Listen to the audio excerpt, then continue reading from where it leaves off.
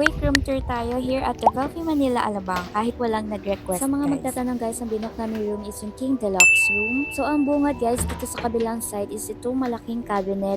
Meron na nga pala siyang plancha and yung flat iron board, hangers, and mga bathroom na kasama. Meron na din mga safety lock machine. Machine ba guys? Tawag dyan. May mini drawers kung may kailangan kayong itago na mahalagang bagay. May hair blower na din pala guys kung nakita nyo dun. Yan sa bandang unahan guys, meron ditong mini ref. May mga water kayo or mga food na kailangang i-ref. Ayan, meron yan siya dyan. Then dito sa may countertop guys, meron ng mga water, glasses, tapos meron na rin siyang mga teacups. May pa-free na nga silang mga coffee, tea, kompleto yan guys. Yung minute burger guys, binili namin yan. Meron na din silang electric kettle dyan guys kung gusto nyo mag-init. Of course, paano kayo magkakape, diba? Then here naman sa kabilang side guys, yung tapat mismo ng kitchen is may malaking salamin dyan for OOTD chat. So mga girlies dyan, alam kong gusto nyo yun. Then dito may door na malaki, so meron din silang pa-bathtub guys. May mga towels, kompleto yan guys. Mga face towels, pangkatawan. So di nyo na need magdala ng ganun. And trusted naman to guys, 5-star hotel ba naman. May mga bathroom essentials na dito guys, like yung mga shower gel, liquid soap, shampoo and conditioner, and isang malaking salamin guys.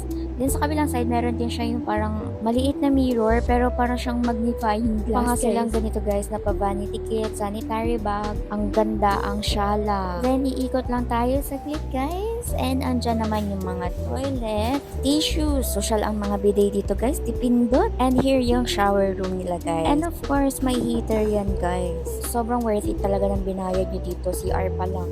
Okay, babalik tayo dito sa labas. I really love the vibe here. Ang lakas makapag, alam niyo yun, parang anak ng congressman vibes. Ay, hindi ganon. Guys, lahat ng windows dito may view ng Alabang. Alabang! Dalawang windows to meron guys. Meron dito and dun sa may kabilang side.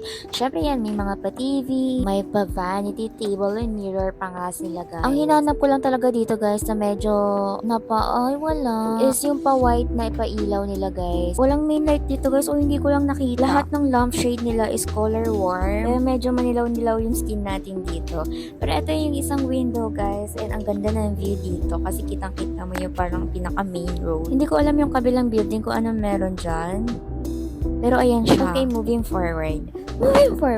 So, meron dito silang pa-mini table and yung magandang picture spot dito guys. May another bedside table and bedside lamp. And ang bongga ng kama. Queen size ata to guys. Then another bedside table and lamp. Ayun lang naman siya guys. Pero ang ganda niya diba? Maliit siya pero very aesthetic and vibe. Kung tatanungin niyo ako kung worth it yung 5,500 namin dito, yes! Yun lang, bye!